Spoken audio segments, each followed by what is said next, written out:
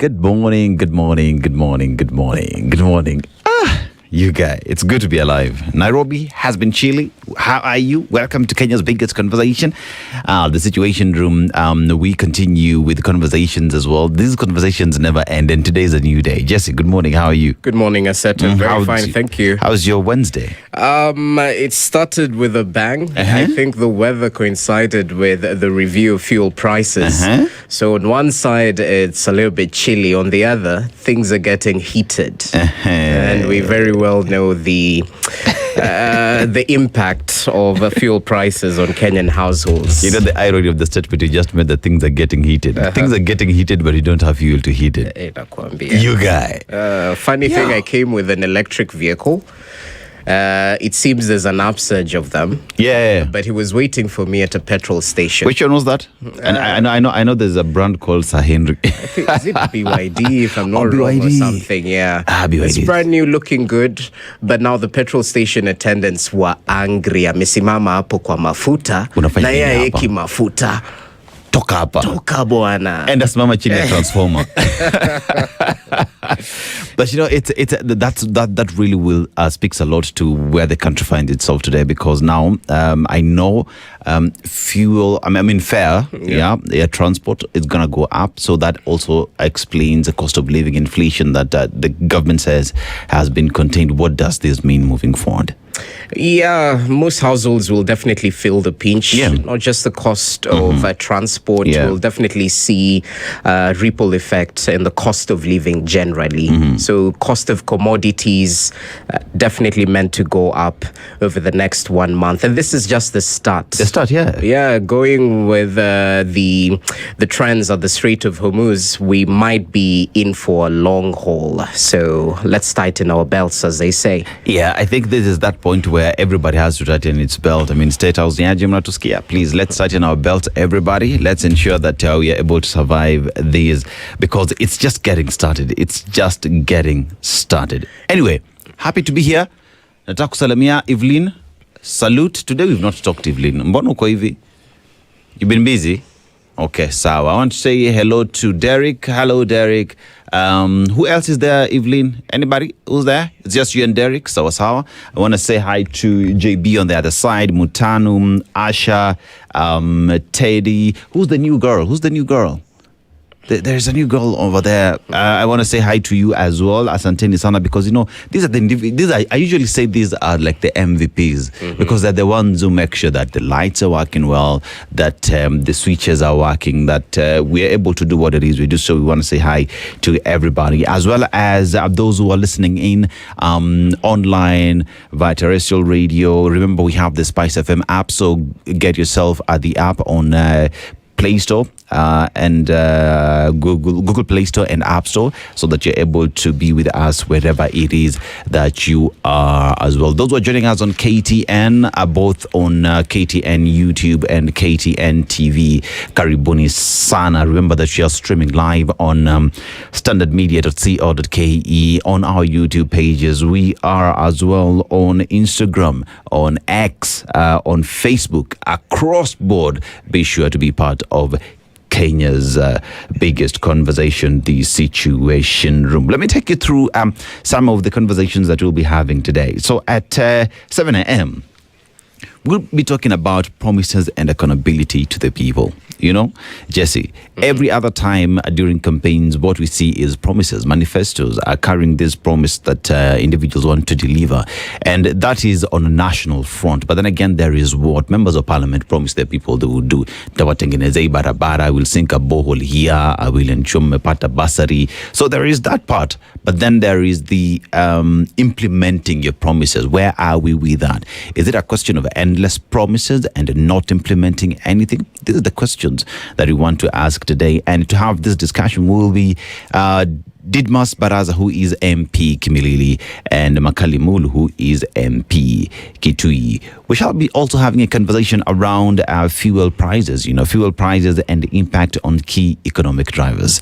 This one, we cannot afford not to have this discussion. We cannot afford not to talk about it because it is affecting us directly, not just us, but the global world order. But to have this discussion will be Justin Nyaga, who is the chairperson, Organization of Online Drivers, and the Secretary General Hales Transport Umbrella Association. So these are the transport guys, as well as Edwin Mukabana, who is the chairperson, Federation of Public Transport Sector.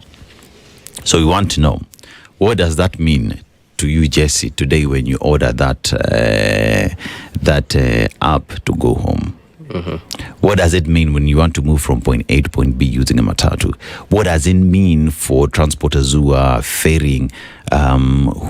ferrying goods from one point to the other, from produce to the market?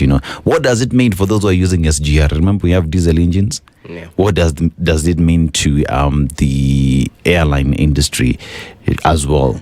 Yeah, and equally, we'll be looking at the steps taken by the Kenyan government to try and cushion the Kenyan households, because there's that VAT reduction. I think it's from 16 to 13%. Is it a drop in the ocean? Will we feel the steps taken to at least cushion the Kenyan households? And equally, I think they tapped into matters to do with subsidy. You've been called. I think they tapped into matters to do with subsidy, and there's some 6 billion, I think, from the fuel levy that has been taken out to perhaps cushion Kenyans from the global oil prices. So we'll try and get their take on the steps taken to cushion the Kenyan household. But tell me this, Aseto, remember when the current president was deputy president and the Ukraine war had just broken out? The fuel prices were soaring, and I think President William Ruto is on record saying mtupatie serikali, and we know how to deal with these matters of fuel. So they put pressure on former President Uhuru Kenyatta to a point that the former president was saying, ai kweni mindo niko Ukraine, munataka nifanye nini? Surely. So now the issue is on the other foot. Let's see how the Kenya Kwanza administration deals with this particular issue that is not local, as you mentioned. It has ripple effects the world over. But of course, economy stupid. Kenyans will be focused on what exactly the government of William Ruto is doing to alleviate the suffering in Kenyan households. And I think the bigger conversation as well would be, because we have no control on what is happening on the global front, right? But then we are exploring oil from Turkana. Uganda is exploring its own oil, Tanzania as well, and many other African countries, especially within the region. So then what is the conversation around the region being self-sufficient and exploring what they have, perhaps even looking at getting to markets like Nigeria and getting that to this part of the world? So I think it's a bigger conversation. The country does not have fuel reserves. So what are we doing around that? Because if we had some 10 billion liters held somewhere during such difficult points, perhaps we would not be here. So again, the government as well must tell us the plan moving forward, because we can't afford not to. And in an ideal situation, Kenya should have oil reserves for 90 days. 90 days, yes. No, and that's ideal. Reality is totally different. Though the Energy Committee made a status check at KPC yesterday, and I think we have fuel stock for the next few days, if I'm not wrong, with more expected to come in. But equally, this is where the rubber meets the road when it comes to testing the government-to-government deal. Because when they were enacting it, it was touted as the silver bullet. This is what will change Kenyans feeling the shock of the global fuel prices, the strain on the US dollar and all that. I remember President Ruto was very categorical with how this will change the situation in getting fuel in the country. So let's see if it stands the test of time. Yes, Kabisa. In the meantime, let's talk about the proverb today. Today we are still in Djibouti, and one thing, when you talk about the military presence of different countries now, it hosts the permanent foreign military bases from several nations, including the U.S., China, and France. So the U.S. presence contains the only permanent U.S. military base in Africa, which is called, I hope I'm not butchering this name, but it's called the Lemonnier. And that one. That one. And the Olympic history, only one Olympic medal has been won by a Djiboutian athlete in 1988. Are you born? That's a story for another day. You know, but yes, that's where it finds itself. You know, when we talk about a marathon, so he's called actually Hussein Ahmed Salah, who won the marathon in 1988 in an Olympic. Kenya, it is every year we know there's some medals that will come. You know, the medals will come from a marathon. If medals don't come, then there's an issue. There's a problem. Yeah, this is where heads roll. But you'll be fired. You'll be fired. You will go. Right? But so let's go to the proverb this morning. So, words are shared and meat is shared. Don't overthink it. Words are shared and meat is shared. Oh, wow. Okay. I think the most basic explanation. Okay. Like people talk. Yes. We exchange ideas. Yes. And equally, I think it's a norm in the African culture to actually share meal. Ukikuja kwangu siwezi kuacha tuende hivyo. A cup of tea, a glass of water, and in some cases tutakata nyama pia. So I guess that's the most basic. Yeah. Well, they say no interpretation is wrong. Yes. Well, what do you think about it? I look at it in terms of as a generation, as a people, we talk among ourselves, we communicate among ourselves. So we share words, we exchange ideas with the hope that you better or you correct someone, right? But in the same event as Africans as well, sharing a meal is and communing together brings people together. So in the same breath, the same way we share words with the hope of changing, the same way we share a meal to just show that we are together, tuko pamoja. Ubuntu. You are because I am. Yeah, no man is an island. No man is an island. Yeah, there's the reggae song, yeah. No man is an island. Yes. No man stands alone. Anyway. Kikosi kizima. Anyway, let's say good morning to those who are listening to us this morning. We start with Eric Award. Eric, good morning. Good morning. Good morning. Good morning. Leo, hello, set of 40 bob increase in diesel will increase everything else by almost same margin. Seem the scandal fuel was cheaper than this G2G reap of what happened to fuel stabilization kitty. Well, we're going to put that to test, fuel subsidy and as well as reduction of VAT. What exactly does that mean to the mwananchi? Will we see some help coming from that side? Only time will tell. And starting today, tomorrow, as days go by, we will know if the initiatives being taken by the government will come to the help of mwananchi. Vintage Oak Africa. Hi, good morning all. Can we be given the makeup of new pump prices? So, the new pump prices, diesel has increased by 40 shillings. Yes. And petrol has increased by around 26, right? So that means as we speak right now, we're talking about 200 shillings, whichever way you want to look at it at the pump. So petrol goes for 206, I think, and diesel as well, 206 point something. Yeah, there's a difference. I think one is 0.90, the other one is 0.80, thereabout. So minimal difference, but a jump of up to 40 shillings. Diesel, 28 shillings for petrol. It's historic, yeah? It's historic, yeah. I can't remember the last time it jumped this high. I think the highest we've seen is around 8 shillings of 8? Has it gone even to 14? I don't know. I think during the Ukraine war, that's when we got the brunt of the jump. Yeah. But I mean, this is a record surge, and that's how the papers are putting it. Yeah. So those are the prices we're looking at, and that also depends, because that would be prices in Nairobi. But if you go further away from Nairobi, because of transportation, prices tend to be high. So, like in Migori County, I think Old Man would be buying it at 209, if I'm not wrong. Because prices I think. So those are the prices that we are talking about this morning. Vintage also there you go about the new pound prices. And Prince Calvin, good morning Spice family. Roy Sambo always locked in. What Roy Sambo Salama Henry accepted. Hello Spice family, a set of vipi leo nimefoka mapema. Umefoka ama umetoka mapema? Okay, let's use that. Ebu twende kazi, mambo ni mengi, masani machache. Umetoka mapema, hujafoka. Foka inamaanisha something different. And Mashari and Jeru, good morning Spice team, watching from Portland, Oregon. There is a group of people in Kenya who thrive whenever disaster strikes. Let me tell you, like in communication, no PR is bad PR. Every crisis presents an opportunity. So it depends with how you look at it.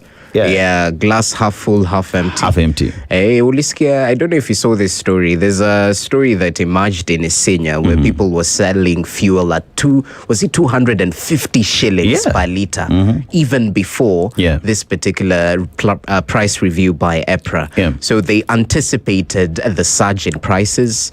They bought some stock and started selling as middlemen. But of course, as we mentioned, EPRA has tried to reel in on this rogue fuel marketers who are, knocking off Kenyans in one way or the other. Yeah, true. I think that's a good thing being done by EPRA as well. So, Leo, hello, Seto. 40 bob increase in diesel. Yes, it is 40 bob increase in diesel. And Jimmy Munuthi, fuel up. Where do we go from here? It's a crisis. Yes, indeed. Anjimi Munuthi, Evans Osena, where's my girlfriend Ndu? Your girlfriend Ndu is in Nigeria. You have no idea how she's floating that she's in Nigeria. But she's going to be back on Monday, inshallah. And Mark Mwangi, what's good in this government? Will we ever have just one functional ministry without a scandal or incompetence? Help me just find one, on the comment, please let us know that one thing that is working. Let us not put it out there. You guys were listening to us. Tell us that one thing that is working in this government, so that it's coming from one and choose consuming services being offered by the government of Kenya. And Iregi Wanjoy, good morning, people. I am ready for the morning dose of the Situation Room, watching from Mombasa, habari ya Mombasa. And that dose that you're telling you, Situation Room, is a drug. Jidunge kabisa. Be here to ensure that you do enjoy that. And David Mwangera, good morning, SpiceFM. Beya mafuta nimbaya. Sema nimbaya. Nimbaya. Remember that song? Beya mafuta imepanda siwezi narudi ocha. Ocha. Yes. Like that person at that time, who was it by the way? Can't remember his name. It's the same guy Nyundo. Flex. Is it? Is it not Flex? I think it's Flex. Oh, Calif Records. Yes, I think it's Flex. Yeah. I think it's Flex. We're showing our age, Wait, it's allowed. No, we listen to music. Oh, okay. Yeah. Robert Miner, good morning, Spice. We are importing gold in the form of fuel. Singapore, here we come. Singapore, here we go. Good morning, Aseto and Spice family. Please make it make sense. Why should diesel be more expensive than petrol? Jennifer Tenyi, maswali ni mengi, majibu machache. Tibbs Muge, good morning, Spice FM. AI bubble rippled about Linux folks update. Okay. Sawa. Mtuflani, good morning, people. You are here. Give God thanks and use the day well. Yes, in all that you do, you give thanks. Mimi nasema asante, and you, Jesse, for seeing the day. We give thanks, Mana. We give thanks. Yeah. Young Jedi, good morning, gents. Good morning to you, Young Jedi. And Izakale, 8 years ago, a ribbon was cut on a road that exists mostly in speeches. Now the president is firing a contractor for not finishing what was never started. And petrol has gone up. Maswali. Simon Kiberu, Good morning. Tuned in from Mombasa. Time to tighten our belts. Fuel prices are a record high. Morning, guys. It's surprising for fuel prices. God be with us. That is Thomas Osoro. Asanteni sana, and to everybody who is listening to us. Asante sana for being here, and welcome to Kenya's biggest conversation, The Standard. Fuel prices shocker. Jesse Rogers. A record fuel price surge, with diesel rising by 40 shillings and petrol by 28.69 per litre, is set to squeeze households and businesses, triggering high transport cost, inflation, and widespread economic strain. Well, the Standard says this is the steepest rise in pump prices for both products since EPRA began capping fuel prices in 2010. So this is historic. Historic, yeah. Yeah, so new prices of a litre, so that would be for diesel will be 206 shillings, and the new price for petrol will be 206 per litre in Nairobi. Those are prices for Nairobi. In other areas across the country, we have different prices and variations due to what one would say is cost of transportation as well. So in Migori, I'm pretty sure is 209 shillings. And there is something that is happening at IMF. Stop lying is what IMF is saying. The country's bid for an IMF bailout has hit a brick wall, with the IMF warning of billions in hidden debt beneath official figures. The Kenyan officials in Washington, led by Treasury CS Mbadi, have embarrassingly been exposed as what? As lies. Yeah, we're trying to hide everything. Accountability is a problem in Kenya, and I think this has been an ongoing conversation. The likes of the Kiharu Member of Parliament, Ndindi Nyoro, have been sustaining pressure for the true reflection of our debt stock in the country. And remember, there's this privatization issue. When it comes to, is it privatization or the use of the RMLF funds? Securitization. I think that's the word. We haven't put that as our debt stock. So it's definitely an issue we need to look at, even as we go to the IMF for assistance. So you see here now, the lender accuses Kenya of using a narrow legal definition of debt. Delegation is in the US hoping for a bailout after months of a rocky talk. So pretty much what IMF is saying, Agai, you want help from us, we have no problem, but please come clean on the real situation of your debt. So if that is what they're taking to IMF, how does our debt look like if we have to lie for us to get a bailout? For me, that's what I'm concerned about. And why do we have to lie? Is it because it's so bad that when you present it, then men will ask questions on your capability of servicing the debt, the loans that they will be giving you? Anyway, decades legacy killed 6 months in death.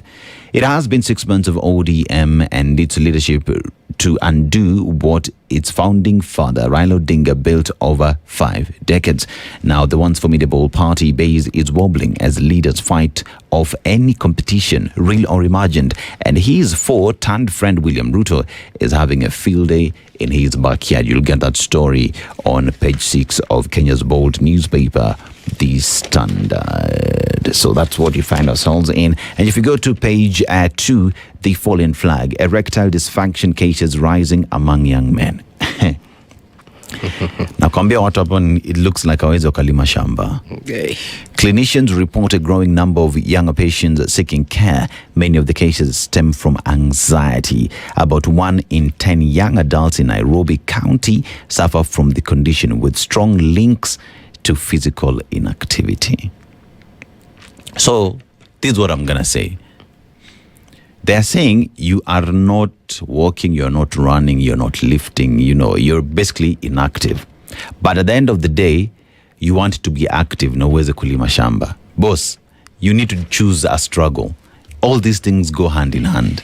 And we talk about anxiety. We need to find the reason why young people are experiencing anxiety. So there is the issue of like even the economy.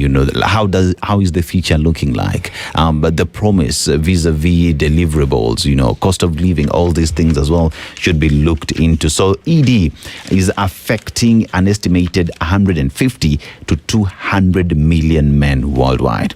Projections suggest it could rise to more than 300 million by 2025 due to aging populations and lifestyle diseases. So men 40 to 49, 10 to 15% report some degree of ED. Men 50 to 59 years report 20 to 40, and men 60 years and above up to 50 to 70. But increasingly, cases are rising in men under 40, linked to stress, I told you, obesity, Majama, obesity. There is diabetes and pornography overuse. People are watching, but not Netflix. Just saying. Well, let's just say, watch what you eat. Yeah. Watch what you eat, yes, and exercise is important. Now, residents blame poverty for lack of access to healthcare. So high levels of poverty in rural villages in Kilifi County continue to hinder residents from accessing better healthcare. This was revealed during a free integrated health screening medical camp organized by the Rotaract Club. So here's a question of, you have SHA, right, which is supposed to cushion you. So what does it mean when one is unable to pay? I know right now there is Lipa Pole Pole, but does Lipa Pole Pole grant you access to healthcare in SHA? I think these are the conversations we're having, because remember, my dad usually says this: when you do this, your fingers are all not the same. And that is just how life is. So what is the government doing to ensure that as much as life represents our fingers, that at least everyone gets something that is equitable for all? So that would be healthcare, education, and access to security, and enjoying some rights as well. So Fourth Wiseman Play Thrills Kenya Drama Fest, that is in the ongoing drama competitions that are ongoing, and 2 are arrested at the entrance of army compound. So 2 suspects who were arrested at the gate of military premises in Nairobi have been handed over to Anti-Terrorism Police Unit for further investigation. So that is Isaac Abdi Adin and Isaac Mohammed. Isaac were arrested at the ongoing affordable housing project belonging to the military at Roysambu. The stories that we have on Kenya's bold newspaper. What do you have on the Daily Nation? Well, the Daily Nation is going big with the issue of fuel still, but a different angle. Yes. Fuel lies. The controversial cargo has triggered a criminal investigation. And according to the Daily Nation, that substandard fuel consignment that the government ordered the importer to ship back a week ago has already been pumped into Kenya Pipeline Company's system and released to oil dealers. The 60,000-ton petroleum hull has highest levels of sulfur, over 4 times the permitted limit. They say the devil is in the detail. Yeah. Remember, the CES told us categorically that this consignment has been ordered out of the country with immediate effect. But now, according to this Senate committee who are grilling KPC Managing Director Pius Mwendwa, they say that according to KPC, we received the consignment on March 27th, but after testing it, we realized that there were high levels of sulfur. Good. It had sulfur content of 43 ppm against the required 10 ppm.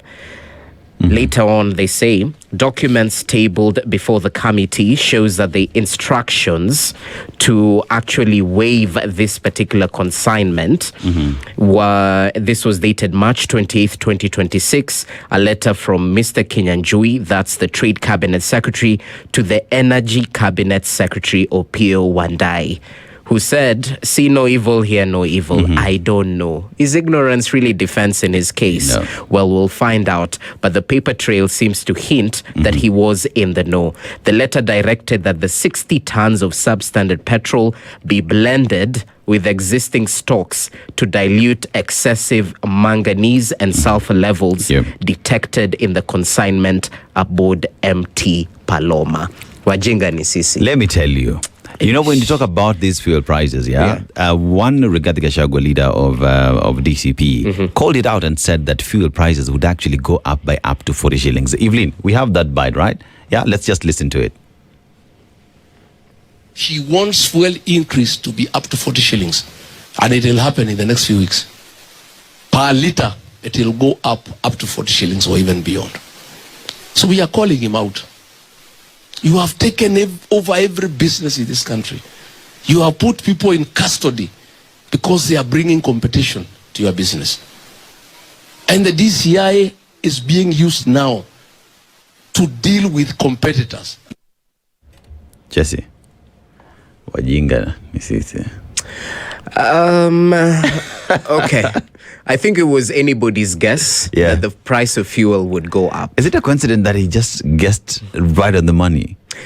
I mean, what I asked myself, okay, we know that Rigathi Gachagua has access to intelligence, right? Pretty much he's well connected. He's well connected. He knew about it. Yeah. But with that in mind, one would assume that the biggest consumer of intelligence, the country president, William Ruto, would have shared this information with his people on ground, that is in the ministry, EPRA, and even Treasury, to look at if we were to remove subsidy, how that would then go into cushioning the prices, because one would hope that subsidy would have gone to offset some bills on the purchase of fuel that would then end up being sold to fuel those in the industry at a cheaper price, so that even if we see the variations of prices, it would not be 40 shillings or 26 shillings, And it begs the question, these individuals who were arrested, what exactly were they arrested for? If this mafuta, at the end of the day, was blended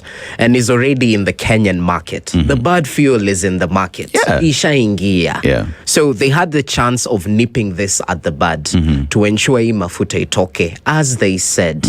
And we usually repeat, they're heavy on rhetoric, very light on implementation. Tuliambiwa itatolewa, haijatolewa. So when Kenyans... tuliambiwa hijaingia, ilikuwa ishaingia.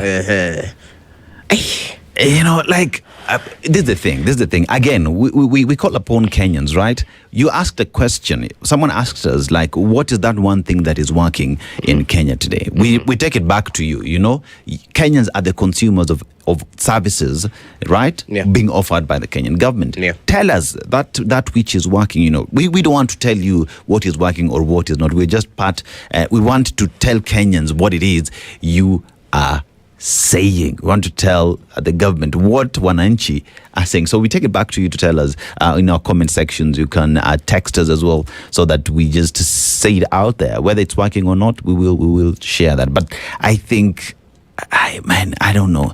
Tunahitaji kuombea tuwekewe mikono, ama we just need to make sure things work, man.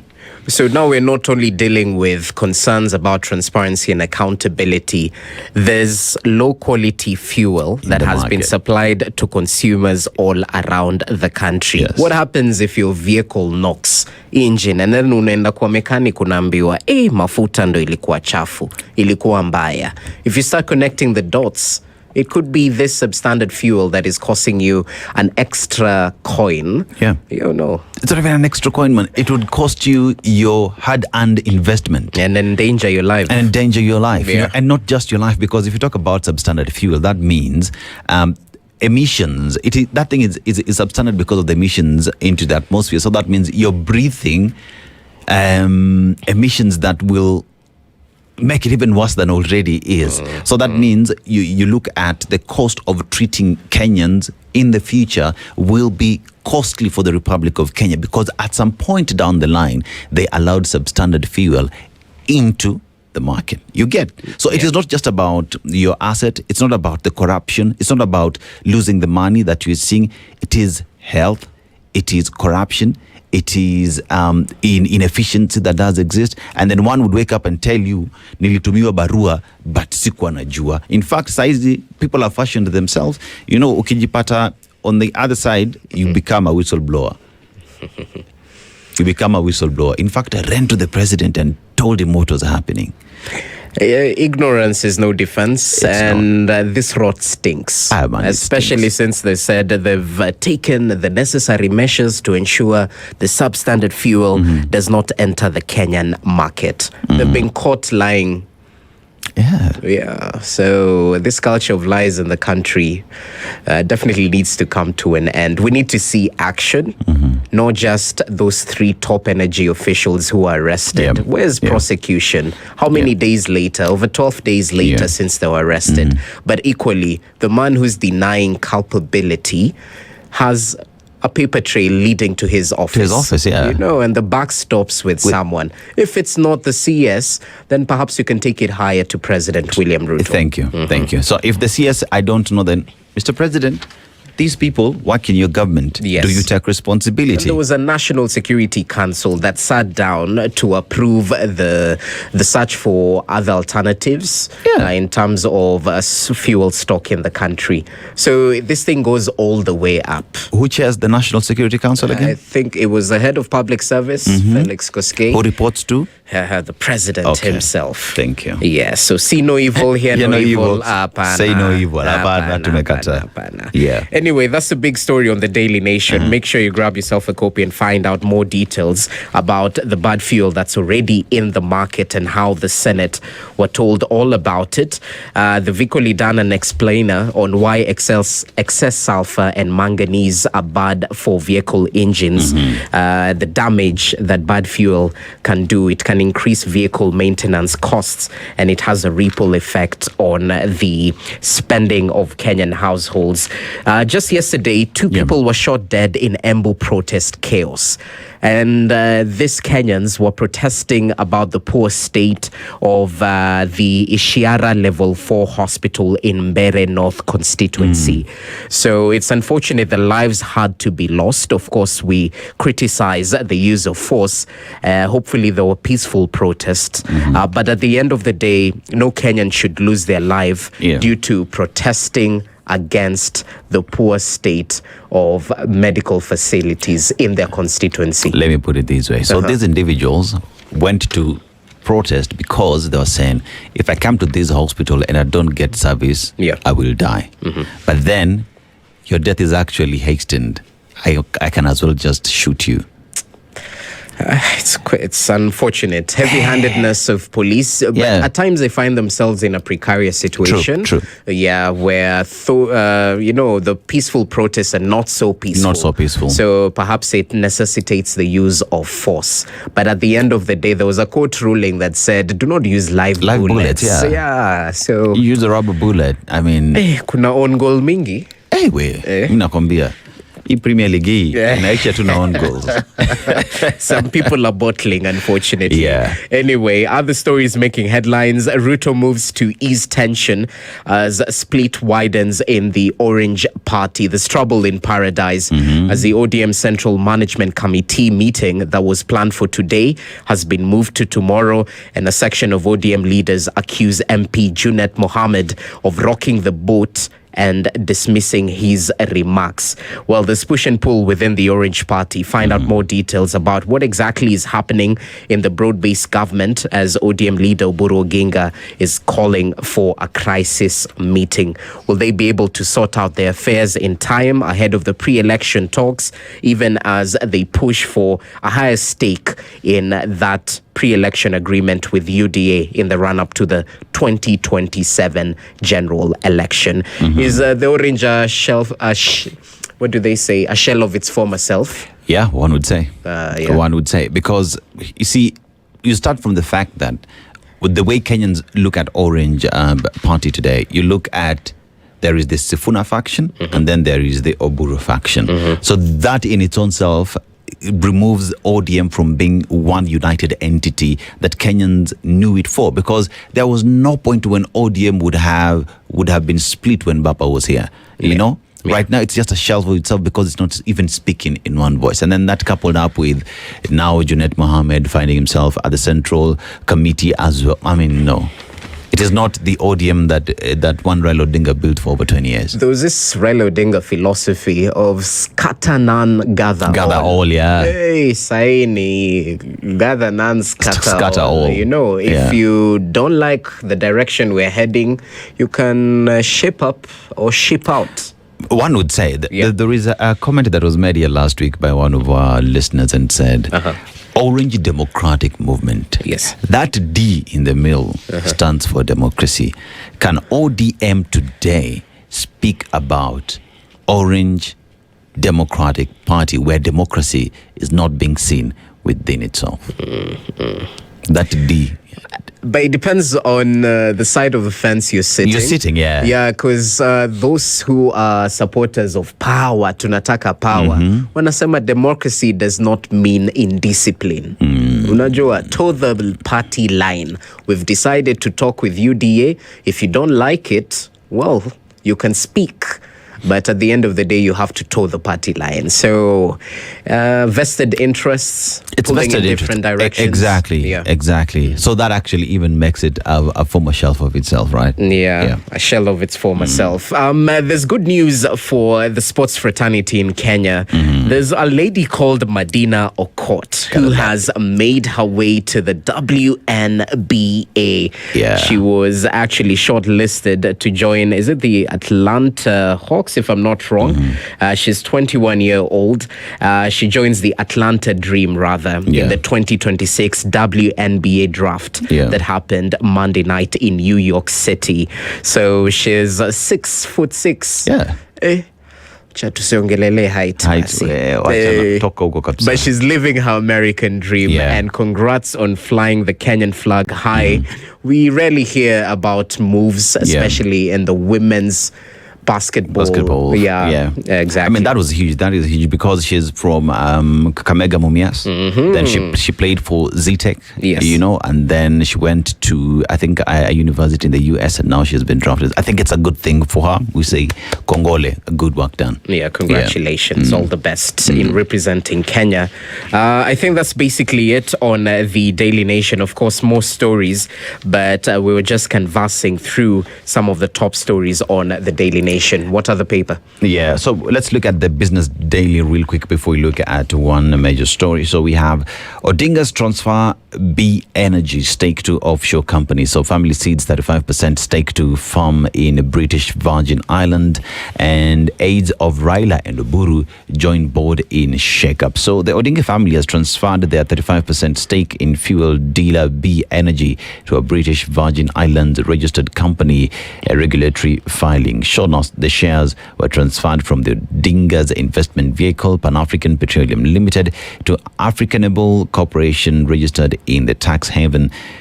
Filings at the company registry shows. So it looks like there is some changes in the B Energy that Raila Odinga and the Odinga family owns 35%. So Shanta bets 66 billion shillings on Kenya gold rush. So mineral exploration for Shanta Gold Kenya has committed $510 million, that is 66 billion, in investment in the country's officials of the mining ministry have.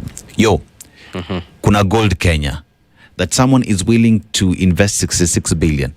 You imagine what they're looking in terms of ROI, return on investment, right? Yeah. There is gold. One asked the question, are we going to process it to sell finished product, or are we just selling raw materials? Okay. You know, like what Burkina Faso did. Our gold is ours. When you're buying it as a bar. You're not buying it in pebbles, in nuggets. You're not buying them in nuggets. To a value addition. Yes. So Taifa Gas signs deal for stake in Pan-African Energy. Tanzania, as the Taifa Gas, has inked an agreement to acquire a 49% stake in one of the country's largest gas producers, Pan-African Energy. So Tanzania as well is getting inside the country by investing into local farms. Investors reject state securities switch over. Now, investors rejected a government offer to switch from costly maturing bond to a new chapter security, forcing the state to pay them 18.2 billion shillings in August. And there's this other story on KNH. Yeah. We had highlighted how the nurses had started their industrial action just yesterday. We rarely give government their credit. This time round, they have acted fast to avert a crisis at the largest referral facility in Kenya. The nurses have called off their strike after striking a deal with their employer. And according to the Health Cabinet Secretary, the agreement covers several critical areas, including improved medical cover, structured promotions, measures to ease workload challenges, and the progressive conversion of nurses on contract to permanent and pensionable terms.